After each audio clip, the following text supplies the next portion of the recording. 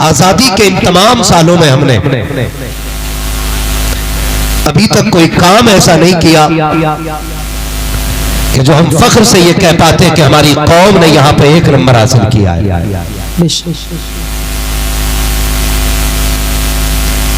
और हमारी कौम की सबसे बड़ी तबाही की वजह यह रही है कि हमने इन 75-76 सालों के अंदर जिस शानो शौकत के साथ कव्वाली और ढोलक में वक्त जाया किया है, अगर इस शानो शौकत के साथ हम अपना वक्त तालीम में गुजारते तो आज हम गैरों के दरवाजे पे मोहताज बन के खड़े ना होते।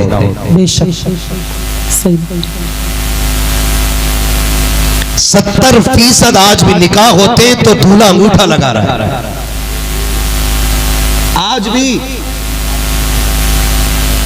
हमारे 25 साल के नौजवान को अपना नाम लिखना नहीं आया।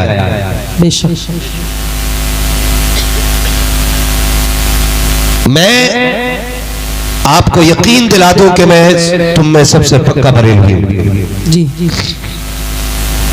लेकिन मसला के आला हजरत यह है कि मजार पर सिर्फ एक चादर चढ़ानी चाहिए। हक बात बेशक। जब तक वो पुरानी ना हो जाए तब तक दूसरी चादर की इजाजत नहीं। इजाजत जोर से इजाजत नहीं है। लेकिन भला हो हमारी कौम के इस तरह के गवैयों का जिन्होंने पूरी कौम को एक नशा पिलाया और ये बात कही कि मैं तो नाचूंगी गूलर तले, जिसे मुसल्ले पे खड़े होने की तमीज ना आई, वो दावे के साथ कहता है कि मुझ पे चिश्ती रंग चढ़ गया। अल्लाह अकबर। हमारी कौम का अलमिया यह है कि जहालत कसरत से पाई जा रही है और पढ़ने वालों को हिकारत की निगाह से देखा जा रहा है। सच बात। कुछ दिन पहले का केस अपने इसी इलाके का था। एक बच्ची दिल्ली में ड्यूटी करती थी पुलिस डिपार्टमेंट में, उस बच्ची का कत्ल कर दिया जाता है। माँ बाप रोड घेर के बैठ जाते, लेकिन इंसाफ बोलो नहीं मिला। इंसाफ क्या लगता है? इंसाफ रोड पे बैठ के मिलेगा? नहीं। इंसाफ गाड़ियां रोकने से मिलेगा? इंसाफ एक भीड़ लेकर के चौक जाम करने से मिलेगा? अगर इंसाफ हासिल करना है तो अपने बच्चों के हाथों में कलम देना पड़ेगा। बेशक। अगर आपको कामयाब होना है तो अपनी नस्लों को कलम देना पड़ेगा। अगर कामयाब बनाना है अपनी कौम को तो अभी से अपने बच्चों के जहन के अंदर तालीम का मयार आला बनाना पड़ेगा। लेकिन वो कौम जो बच्चों की कमाई खाने की आदी हो जाए, उस कौम के बच्चे कभी आला मयार के मनसब पे फाइज नहीं हो सकते। बिल्कुल सही बात। 12 साल का बच्चा चल वे आलू लगवाने चल रहे धान लगवाने चल खेत नलवाने चल। मैं बापों से कहूंगा मजदूरियां तुम कर लो और बच्चों के हाथों में कलम दे दो। धूप तुम बर्दाश्त कर लो, बच्चों के हाथों में किताबें दे दो। मुसीबतें तुम बर्दाश्त कर लो, अपने बच्चों के आने वाले दिन बेहतर कर सको। अपने हिस्से की मुश्किलें अपने बच्चों पे न डालो, मुश्किलों का सामना तुम करो, बच्चों के हाथों में कलम दे दो। गारंटी के साथ कहता हूं, जब IAS IPS बन करके कोई मोहम्मद अरबी का गुलाम मनसब पे बैठा होगा तो कोई रिश्वत देने वाला इतना अमीर नहीं बना है जो मोहम्मद अरबी को खरीद सके, उनके गुलामों को खरीद सके, उनको दी हुई तालीम को खरीद सके। खुदा की कसम, आज जो नाइंसाफी हो रही है, आज जो मजलूम सताए जा रहे हैं, आज जो ताकतवर के हक में इंसाफ जा रहा है, फर्क सिर्फ इतना है कि वो लोग मनसब के हकदार हैं जिनको नहीं बैठना था। काश अगर मोहम्मद अरबी के गुलाम बैठे होते तो मजलूम को इंसाफ मिलता, जालिम सजाएं पाते, फिर दुनिया देख के कहती अगर आज का गुलाम ऐसा है तो कल का फारूक आजम कैसा रहा हो। नारे तकबीर, नारे रिसालत, मसलके आला हजरत मुफ्ती हम्माद रजा साहिब किबला। सुभान अल्लाह सुभान अल्लाह, बहुत खूब अच्छा पैगाम। पढ़ाओ अपने बच्चों को। कह रहा दिल ही नहीं लग रहा जब तक ढोलक न बजे। जी बिल्कुल सही। हाँ, मजा ही नहीं आ रहा है जब तक ढोलक की आवाज ना निकले। मैं मुबारकबाद पेश करता हूँ इस कमेटी को। 13 आयत दुरुस्त आयत, कम से कम इतनी तब्दीली तो आई है ना, जिन्होंने आज महफिल सजा के ऐलान किया है कि मोहम्मद से वफा, तूने तो हम तेरे हैं, ये जहां चीज है क्या लोहो कलम तेरे है। बेशक बेशक। और आएगा दौर इंशाअल्लाह, अल्लाह करे वो तब्दीली आए कि इस महफिल में एक भी नंगे सर बैठा ना हो इंशाअल्लाह, बल्कि जितने भी बैठे हो मुस्तफा के चाहने वाले ही बैठे होने चाहिए। बेशक। और उम्मीद करता हूँ इंशाअल्लाह। याद है कि कह रहे हमारे अब्बा के जमाने से होता चला रहा है। जी दादा भी हमारे ढोल बजाते थे, तो पहले तो भैया पीपल भी पूजे जाते थे, तू भी पूज। अब तक कुछ सालों पहले तक सरकार ये रहा, होली दिवाली पे मुसलमानों में पूरी कचौड़ियां हुई, चढ़ावे अब तक चले। भाई चलो कल तक समझ नहीं थी, लेकिन अब बताने वाले उलमा मौजूद हैं। बेशक। हम अपने मुकद्दर पे जितना नाज करें कमी कम है, क्योंकि हमारे इलाके में ऐसे उलमा मौजूद हैं कि पूरा हिंदुस्तान जिनसे फोन करके शरीयत के मसाइल हल किया करता है। सुभान अल्लाह, बोलो सुभान अल्लाह। सुभान अल्लाह। हाँ, मसाला खा के तो नहीं बैठे ना। हाँ, नहीं खा के बैठे तो फिर बोले सुभान अल्लाह। ये सिर्फ बच्चे बोले जरा सुभान अल्लाह। हाँ, ये आगे वाली कुर्सी पे बच्चे बैठे, अल्लाह इन बच्चों के माँ बाप को सलामत रखे। जिन माओ ने बच्चों को इस नजरिए से पाला है कि तुझे जीना भी हुजूर के लिए है और मरना भी हुजूर के लिए है, अल्लाह इन बच्चों के माँ बाप की उम्रों में बरकत अता फरमा। आमीन। ये हमारे मुकद्दर की बातें हैं कि ऐसे ऐसे उलमा हमारे बीच मौजूद हैं, बिल्कुल। ऐसे ऐसे इल्म वाले मौजूद हैं। तो अब भी तब्दीली नहीं आएगी तो कब आएगी? बेशक। है कभी कभी लगता है ना, देखो कुछ मज़ारों पे बोले फला मज़ार पे 70 गज की चादर आ रही, मुफ्ती साहब 70 गज की चादर, 8 दिन से पहियों पहियों आ रहे लेके लोग। जी पहियों पहियों समझते बच्चों की भाषा ये कैसे? हाँ, अल्लाह इन बच्चों को सलामत रखे। और मैं कह रहा हूँ बच्चे लाया करो जलसों में, बिल्कुल। क्योंकि हम कब्रिस्तान में होंगे और ये हिंदुस्तान में होंगे ना, तो फिर अगर कोई ढोल की बात करेगा तो कहेंगे मुंह बंद कर। हमने मुफ्ती सुलेमान साहब क़िबला के दौर में देखा है कि उर्स में ढोलक नहीं मदीने वाले की बातें की जाती हैं। सुभान अल्लाह। इसलिए बच्चे लाया करो, बच्चे लाया। हो सकता कोई तो कह रहे 12 किलोमीटर से पैदल चादर ला रहे। अब हम सोच रहे कि यार हर 2 रकात पे, हर 2 कदम पे 2 रकात तो पढ़ ही रहे होंगे शुक्राने की। पता चला चलते चलते पैर दुख गए तो पौवा मार दिया। अल्लाह। हाँ, भांग पी ली, नशे में धुत चले जा रहे है ना। न एक वक्त का सजदा, न एक वक्त की इबादत, सबसे बड़ी इबादत चादरी है। मुझे एक बात बताओ, वलियों को वली बनाता कौन है? कौन बनाता है? आप बोले कौन बनाता है? अल्लाह। सलामत रहे। कौन बनाता है? और जोर से कौन बनाता है? अल्लाह बनाता है। कैसे बनाता है? क्योंकि ये उसको इबादत करके राजी करते हैं। इसलिए अल्लाह अपने करम से फिर इनको विलायत का ताज अता फरमाता है। जब वो राजी हो जाता है तो फिर इख्तियार इनकी मुट्ठी में दे देता है। फिर फैसले ज़बान इनकी होती है, फैसले खुदा के होते हैं। आप खुद बताइए, कोई काम भी खुदा की मर्जी के बगैर नहीं होता। जोर से, खुदा की मर्जी के बगैर, खुदा की मर्जी के बगैर। अगर रब को नाराज करके अजमेर जाके चादर चढ़ाए, अजमेर वाला राजी होगा? है? नहीं ना। तो फिर मजार पे जाते टाइम ये कोशिश किया करो कि काबे वाला भी राजी हो जाए, मजार वाला भी राजी हो जाए। सुभान अल्लाह। करेंगे इंशाअल्लाह। इंशाअल्लाह। हाँ जी, बोलो इंशाअल्लाह। हाँ, नाराज तो नहीं है मेरी बातों से? और हो भी तो कोई फर्क नहीं पड़ता। मैं आई ना वो दिखाऊंगा दाग चेहरे के।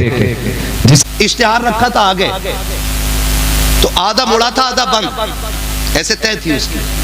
तो हमने कहा देखे इश्तिहार कौन कौन लोग हैं। इश्तिहार देखा पूरा खोला ना, तो ऊपर मौलवियों के नाम और नीचे कव्वाल और कव्वालन की फोटो। अल्लाह। और उसमें ही बहुत बड़े पीर साहब भी थे जलसे में। मैंने कहा हजूर आपकी तो सदारत में हो रहा है, आपको तो पता होगा मोहतरमा भी आ रही है,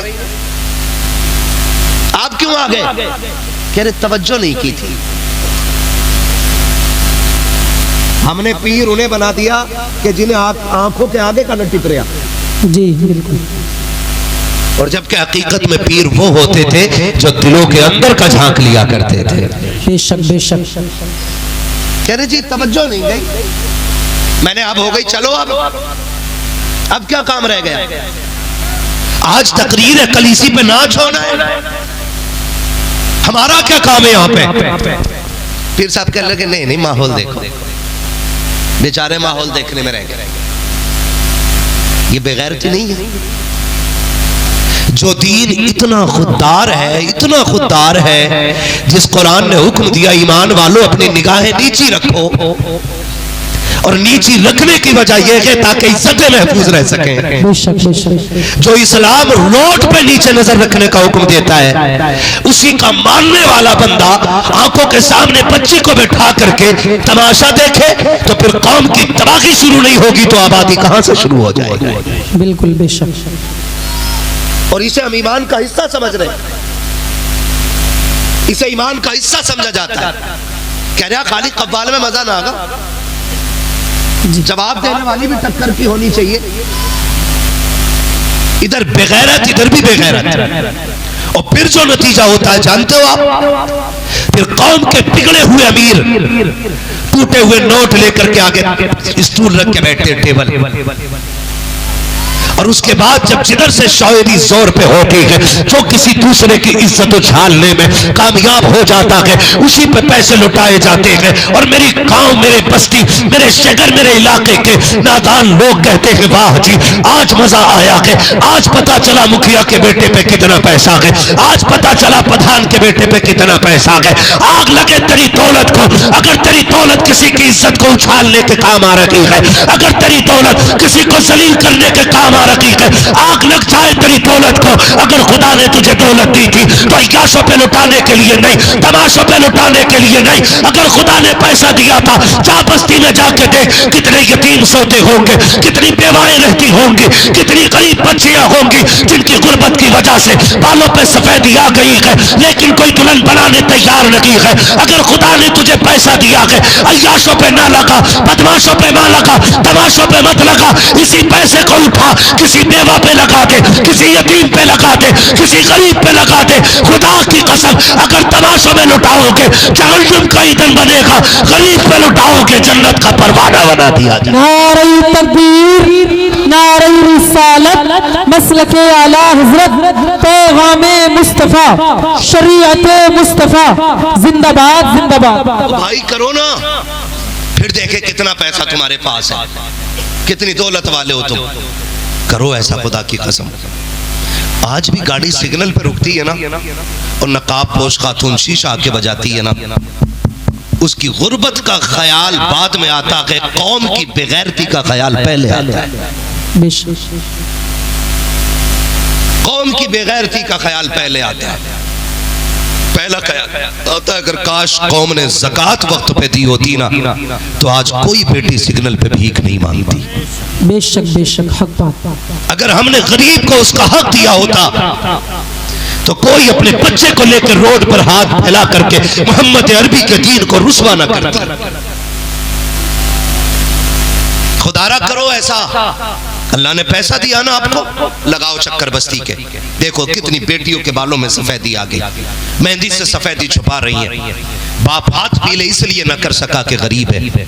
अल्लाह ने तुझे अमीर बनाया ना, जो पैसा तू तमाशे में लगा रहा, वही 50,000 की गड्डी किसी गरीब के घर पर्ची लिख के चौखट के बाहर से फेंक के चला जा, और ये इंतजार न कर, ये दरवाजा खोल के शुक्रिया अदा करे, उस पर लिख दे ये तुम्हारे घर के खर्चे के लिए है, ये बेटी के हाथ पीले करने के लिए है, ये घर की बेवा के इलाज के लिए है, ये यतीम की तालीम के लिए है, ये लिख के पर्चे में गरीब के घर डाल दे। खुदा की कसम कोई देखे न देखे, मदीने वाला मुस्तफा देखने को तैयार हो जाएगा। सुभान अल्लाह।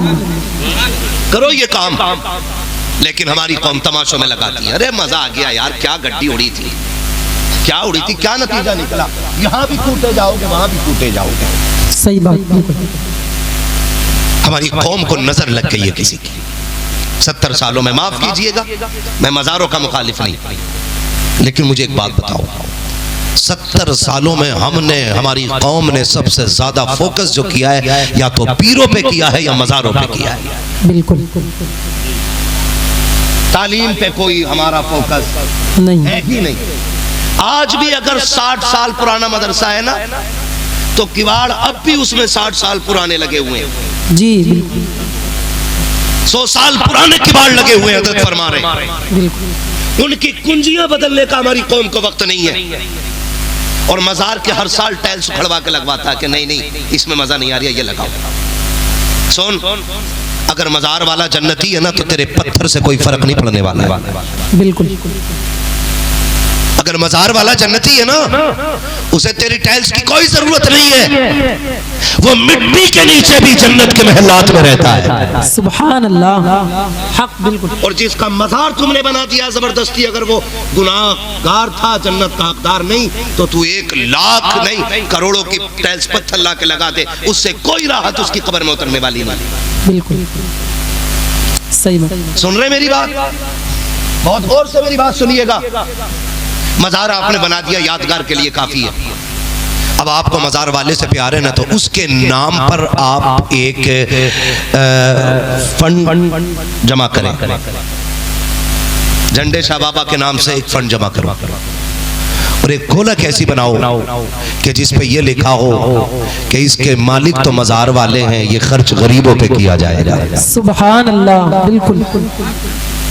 मैं कभी कभी सोचता हूँ, जो कौम अपनी माँ को सर्दियों में एक शाल ना ला के दे सकती हो, वो हर तीसरे दिन चादर लेके जाने मजार पे तैयार है।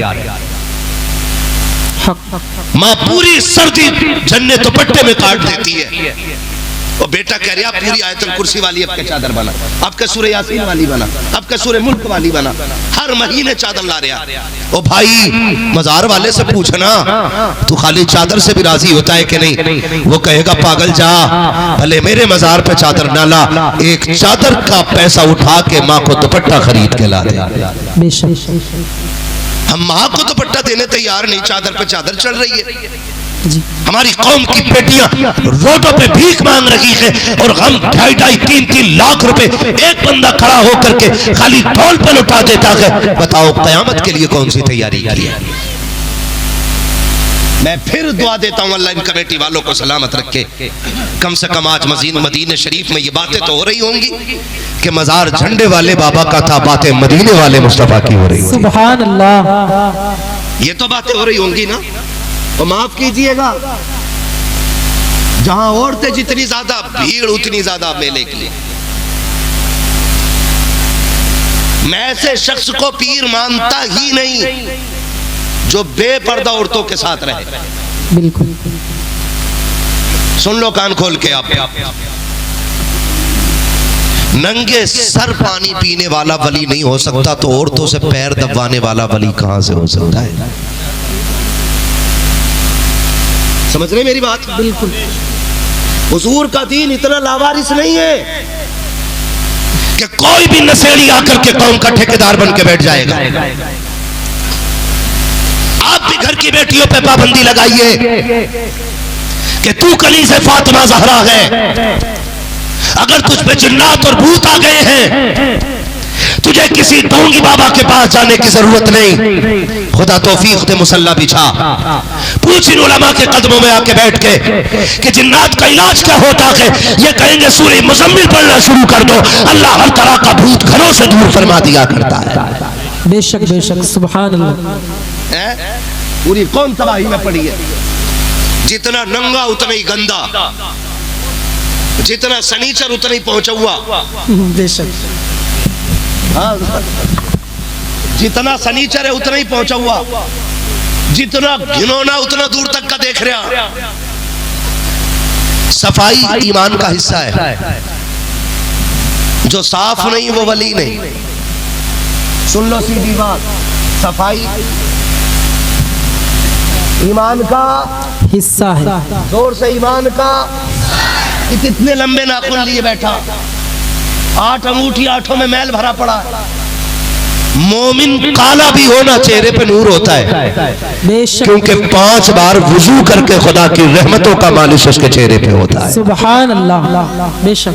वो तो हाथ ही ना धोता हजरत, हाथ ही ना धोता हो या मुरीदा के दुपट्टे तो पहुंच लिए। अब मुरीद भी कह रही है कफन में दियो चादर, पीर साहब ने हाथ लगाए थे मर जाएगी मर, अगर ये लेके चली गई ना चादर तो तेरे जिस्म को कीड़े खाने बाद में आएंगे, चादर सूंघ के पहले आ जाएंगे। बेशक सही बात। निकलो इन तमाशों से, हुजूर का दीन इतना लावारिस नहीं है। वो गलत नहीं कह रहा हूं, आप जाके देखो कचौचा शरीफ, सरकार नहाते नहाते पानी कम कर दिया, लेकिन नीर के पानी से भी इसके भूत नहीं उतर रहे। जी पता क्यों? वजह यह है कि भूत होते तो उतरते, जबकि खुद भूतनिया है तो उतरे क्या? सही बात। और नजर भी थोड़ी थोड़ी मांग रही है, कह रही अल्लाह बुखार उतार दे अल्लाह के ना, तो हराटा वाले मियाँ के यहाँ जाके देख पकाऊंगी। जी और ज्यादा घूमने का मन है तो कह रही अजमेर जाऊंगी। ये कंडीशन हमारी कौम की है। आप भी सोचे ना, कुछ भी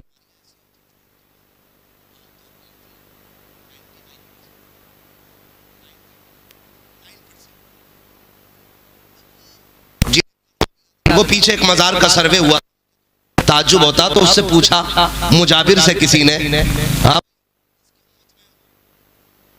तो मुजाबिर ने पहले तो बगले झांकी, क्या कहूं यार किसकी उम्मत में हूं? उसने कहा बताओ ना उम्मत में किसकी हो? तो कह रहा नया नया आया हूं, अल्लाह अभी पता नहीं है भाई। ये कंडीशन है जी, तो डोरी बांटने वालों की। सही बात। और इन्हें देख के लोग मसला के आला हजरत को गाली देते हैं, बिल्कुल, जबकि आला हजरत और मसला के आला हजरत का इनसे कोई लेना देना नहीं है, लेना देना नहीं है। मसला के आला हजरत वाला सनीचर हो ही नहीं सकता है, बिल्कुल हक बात। हो ही नहीं सकता है। मसला के आला हजरत वाले ऐसे होते, सुभान अल्लाह, ऐसे होते। इन लोगों ने मसला के आला हजरत को बदनाम कर रखा है। हम चाहते हैं ये कि एक तब्दीली आए, और इतनी तब्दीली हो कि दुनिया को पता लग जाए कि हुजूर के गुलाम ना कल किसी के मोहताज थे, ना आज किसी के मोहताज है। बेशक बेशक करेंगे इंशाल्लाह ऐसे काम, इंशाल्लाह करेंगे भाई, इंशाल्लाह करेंगे। नंबर 1, औरतों पे पाबंदी लगाओ, ना ये मेले में जाएं, जी, ना ये मजार पे जाएं, ना ये पीर के पैर दबाएं, ना पीर इनके सर पे हाथ रखे। बिल्कुल पूरी पाबंदी बेटियों पे लगाओ। और मेरी बात जाके खाली बीवी को मत बताना कि तुझे पर्दा करना, और लल्ली को 1200 का ऐसा सूट ला के देगा कि जिसे देख के खुद को भी गैरत आएगी और देखने वाले को भी गैरत आएगी। बिल्कुल बिल्कुल सही बात। सारे पर्दे बीवी के लिए, और बेटियां नंगी कर दी शादियों में। हज़रत मुझे तो ताज्जुब हुआ, किसी ने इंकशाफ किया इस बात का कि शादियों में दुपट्टे लड़कियों के सर पे क्यों नहीं होते। लड़कियों के तो होते भी हैं, शादीशुदा औरतों के तो बिल्कुल नहीं होते। तो एक साहब ने बताया, तजर्बाकार थे, उन्होंने बताया कि मियाँ जेवर इतना पहन के आती हैं, अगर दुपट्टा ओढ़ लेंगी तो जेवर छुप जाएगा। जी बिल्कुल। खैरियत है आप लोग? नाराज तो नहीं है? चलो आगे थोड़ा सा। हाँ, तो शादी में इसलिए सर पे दुपट्टा नहीं कि वो जो गले में पहन रखा है जेवर, अगर ये दुपट्टा उड़ लिया तो जेवर छुप जाएगा। मेरी बेटी आज तक किसी नवाब की बच्ची भी कब्र में सोना पहन के नहीं गई है। बेशक। बड़े से बड़ी अमीर ज़ादी को खाली हाथ कब्र में जाना पड़ा है। जितना चाहे सोना बना ले, जितना चाहे जेवर पहन ले, जब कब्र में जाएगी तो सिर्फ सादे से कपड़े में लिपट के जाएगी। आज 10 तोले नहीं 50 तोला सोना पहन, इससे रुतबे बुलंद होने वाले, रुतबे बुलंद होने वाले। कितनी औरतें तो आदमियों की किडनी बिकवा चुकी सिर्फ गले के हार के चक्कर में। बिल्कुल। मुझे कुछ नहीं पता जी, मुझे कुछ नहीं पता, मैं तो वही लूंगी जो उसकी बीवी ने पहन रखा। मुझे सच्चे दिल पे हाथ रख के बताओ ना, जिस आदमी की मजदूरी या एक दिन की कमाई 500 रुपए हो, वो अपनी बीवी को 50,000 का हार कहां से लाके देगा? मुझे बताओ तो सही। अपनी बेटियों को ये बात हम क्यों नहीं समझाते कि बेटी जा, जितनी तू शोहर की जिंदगी को आसान करेगी, अल्लाह उतनी ही तेरी आखिरत की जिंदगी को आसान फरमा देगा। सुभान अल्लाह। क्यों नहीं बताते हो बेटियों से? ये बताने को तैयार ही नहीं, बल्कि कान में चाबी भर के भेज रहा, बोली सुन। फोन तो पहले ही आ गया था रिश्ता होते ही, ये भी रस्म चल गई है। इधर रिश्ता उधर फोन आ जा चुपके से डिब्बे में। पता सबको है और किसी को भी नहीं पता। हाँ हाँ बिल्कुल सही, यही है ना, पता सबको है और किसी को भी नहीं पता। पता बोलो यार, पता भी सबको होता है। अब्बा को ना पता, मेरे भैया को ना पता, और भैया को सब पता कि मोबाइल किधर से आया है और कौन दे के गया है। और नतीजे क्या होते हैं नौजवानों, सुनो। कभी कभार ऐसा होता है कि रिश्ते हो गए, 2 महीने गुजर गए, उन 2 महीनों के बाद समधियों में झगड़ा हो गया। हजरत ये केस हुए ऐसे, समधियों में झगड़ा हो गया। उसने कहा चल बे, मैं बारात लेके नहीं आऊंगा बेटे की। उसने भी कह दिया चल मैं तुझे बेटी देने वाला नहीं। इधर झगड़ा हुआ और उधर जो है ना कह रही है मर जाऊंगी अगर तुम ना आए तो। अब इसने कैयब को जिंदगी दी है। हाँ, सारी जिंदगी बचाने का ठेका इसका। कह रहा टेंशन मत ले, अब्बा के मार गोली, कहां मिलेगी, निकल ले रहे हैं दोनों। ये होता है कि नहीं? बोलो, टेंशन हो रही है। कुआरे बोले ये बात गलत है कि नहीं? शादीशुदा तो इसलिए नहीं बोलेंगे कि ये गलती कर बैठे।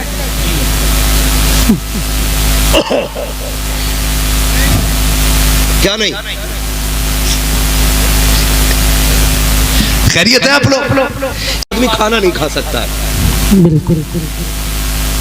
और अब जो वो चल गया ना हजरत, खड़े होकर कैसे क्या बोलते हैं खाने को? स्टैंडर्ड।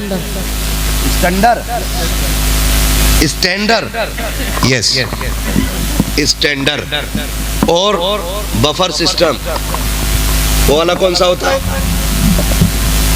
वो भी ऐसे ही होता है ना, है? कितनी अकलें मारी गई हैं। पहले इतनी इज्जत से मेहमान बैठते थे, घर वाले खिलाते थे। आज घर वाले खड़े, मेहमान ना, प्लेट हाथ में लेके खा कहाँ रहे हजरत? प्लेट भरने में ही झगड़ा हो जाता। वो हजरत इतने बड़े छोटे छोटे भगोने, प्लेट काय की? फाइबर की, उसमें रख लिया। बिरयानी देखी, ओहो भाई मटन की है, भर ली। आगे चला, कोरमा भी था, अभी लौट लिया। आगे सीख कबाब, गिर गया वहीं कि जगह हो ना हो इसमें गुरक दे 4। हाँ, आगे फ्राई। अरे खाने से क्या मतलब भाई, अभी तो प्लेट ही भर रहा है। फ्राई और कोल्ड ड्रिंक का गिलास, अब प्लेट हाथ में, वो भी फुल, कोल्ड ड्रिंक का गिलास इस हाथ में, खाएगा कैसे? क्योंकि वहां बैठने का इंतजाम नहीं, बैठने का इंतजाम नहीं है। ये कंडीशन है हमारी कौम की, और लोग उसी पे अंधे हो रहे हैं। बफर सिस्टम दिया भाई, खड़े होके खाना। इस कुत्ते डिजाइन को हम कभी पसंद नहीं करते। बिल्कुल सही। ये जानवरों का तरीका है। कह रहे आप 12 क्विंटल कोरमा उठा, क्या क्विंटल? 12 क्विंटल। कह रहा हजरत लाओ लाओ थी, लाओ लाओ थी कढ़ाई में। यही कह रहा लाओ लाओ थी। अमन थोड़ी पड़ रही थी, थे भगोने पे भगोना खाए जा रहे थे। तुम जानते हो 12 क्विंटल नहीं, गारंटी के साथ कहता हूँ, ये मेरे सर के ताज उलमा बैठे हुए हैं, मुफ्तियान इकराम की पूरी जमात है, गारंटी के साथ कहता हूँ, जितने लोगों ने 12 क्विंटल खा लिया है ना, उसी इतनी बारात को लाओ। नीचे जमीन पे दस्तरखान सुर्ख कलर का बैठा, सबको जमीन पे बैठा और सबसे कह बिस्मिल्लाह करके खाना शुरू करना है। एक पैर बिछाओ, एक पैर खड़ा करो, मुस्तफा की सुन्नत के मुताबिक शुरू करो। कसम खा के कहता हूं जितने लोगों ने 12 क्विंटल खाना खत्म किया है उतनों ही से 8 क्विंटल खत्म नहीं होगा। ये जो कम पड़ रखा है ये भूख की वजह से नहीं लानतों की वजह से पड़ रखा है। तुम सुन्नत पे कायम हो जाओ, खुदा रहमतें बरसाना शुरू फरमा दे। सुभान अल्लाह, जिंदाबाद जिंदाबाद। बहुत खूब, ये जरूरी है। अच्छा पैगाम बेशक। क्या नाम है? जाहिदपुर। जाहिद, क्या नाम है गांव का? जाहिदपुर। अच्छा, एक वादा कर लोगे आज, जो भी बारात को खाना खिलाएगा बैठा के खिलाएगा, कर लेंगे वादा? हाथ उठा ले, कितने लोग वादा कर रहे हैं? हाँ जी, ठीक है जी, तुमने उठा लिया। और जो खड़े होकर खाना खिलाए उससे कहना तू हमारे हुजूर के तरीके पे नहीं है, तुझसे हमें कोई लेना देना नहीं है। बाइकाट करो ऐसे जालिम जाहिलों का जो खाना कुत्तों की तरह खिलाने के आदी हो गए। क्या फर्क रह जाएगा हम में और गैरों में भी? हम भी गधों की तरह खाएं, वो भी गधों की तरह। कोई तो शादी में ऐसा तरीका रहने दो जिसे देख के लगे कि मोहम्मद अरबी के गुलाम मेहमान बन के आए हुए। बेशक बेशक। हाँ, ऐद करें कि ऐसी बारात में जाना भी नहीं है। एक वक्त ना खाएंगे तो मर जाएंगे, सूख तो जाएंगे पक्का। हमारी बारातें अल्लाह माफ करे, ऐसी पैंट और पुट्टी कर कर के बारातों में जा रहे हैं। हाँ, बड़ी कर्री पुट्टी हो रही है चेहरों पे। दूल्हा भी 3 दिन उपटन में से निकल तोड़ी रहा जी। निकल लिया ना? नहीं ना। और दुकान पे जाके पैंट करा के आता, उससे के वुजू कर तो कह रहा पहले ही कर लिया। मस्जिद में बगैर वुजू के 2 रकात पढ़ जा, अरे कह रहा पहले ही कर लिया। तब सुबह और 2 रकात पढ़ कब रहा? 2 बजे। इसका वुजू अब तक चल रहा। ये कंडीशन है। क्यों नहीं कर रहा? मुंह धुल जाएगा, क्रीम बह जाएगी। और सुनो, खूबसूरत बनना चाहते हो ना, जो दूल्हा बने ना उसे 10 दिन के लिए एतकाफ की नियत से मस्जिद में बैठा दिया करो। उससे कहो कि 10 दिन तुझे कुरान और दुरूद ही पढ़ना है। 20 दिन हल्दी में डुबा के रखो, दूसरे बंदे को और एक को रखो मस्जिद में एतकाफ की नियत से। खुदा की कसम हल्दी से वो निखार नहीं आएगा जो मस्जिद में एतकाफ की नियत से बैठने में कुरान की तिलावत से चेहरों पे निखार आ जाया करता है। सुभान अल्लाह, बेशक गारंटी है मेरी।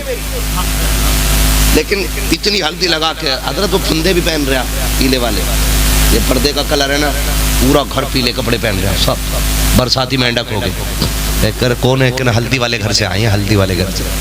हैप्पी हल्दी ये लिखा है पीछे को, हैप्पी हल्दी।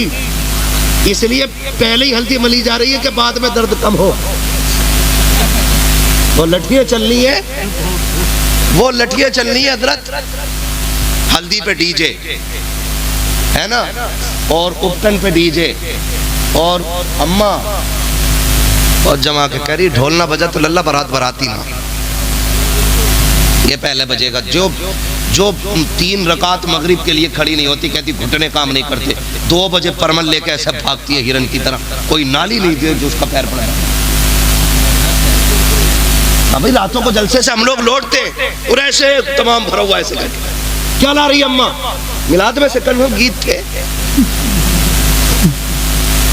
गीत में गई थी अम्मा, पूरी रात कूदी, कुरान पढ़ ले का टिकता नहीं, और ढोलक के आगे जम के बैठ रही है। और 8 दिन निकाह को हुए थे, नंबर तलाक पे आ गया। दुआ करो औरत रुक नहीं रही घर में। क्यों भाई? लाए तो कुरान के साए में थे, क्या हो गया? पता चला कि हमारे अमाल इतने मुसीबतें हमारे लिए खड़ी कर देते हैं कि फिर पूरी जिंदगी रोना रहता है। खुदारा खत्म करें ये तमाशे और शादियां भी आसान करें। इतनी महंगी शादियां कर दी है कि गरीब तो मरता ही जा रहा है, और हम नाक के चक्कर में मरे जा रहे हैं कि मेरी शादी उससे कम नहीं होनी चाहिए। सगा भाई अपनी बेटी को 4 व्हीलर दे रहा है, जबकि दूसरे भाई की हैसियत बाइक की भी नहीं है। अब वो बेटी का रिश्ता ढूंढ रहा है, कैसे इज्जत बचाए अपनी। भाइयों से कहूंगा खुदारा आप अमीर हैं, आपका भाई गरीब है, बेटी आपके भाई की भी जवान है, आपकी भी जवान है ना, तो मत दे अपनी बेटी को 4 व्हीलर, दोनों बेटियों को बाइक दे दे, अच्छी बाइक दे दे, ताकि तेरे साथ, तेरी बेटी के साथ गरीब भाई की बेटी भी इज्जत से रुखसत हो जाए। मैं नहीं जानता दुनिया वाले क्या कहेंगे, लेकिन इतना जानता हूं अगर तेरी बेटी के साथ किसी गरीब की बेटी रुखसत हो गई ना, तो काबे वाला भी राजी हो जाएगा, मदीने वाला भी राजी हो जाएगा। बेशक बेशक बेशक। सुभान अल्लाह, सुभान अल्लाह, बहुत उम्दा पैगाम।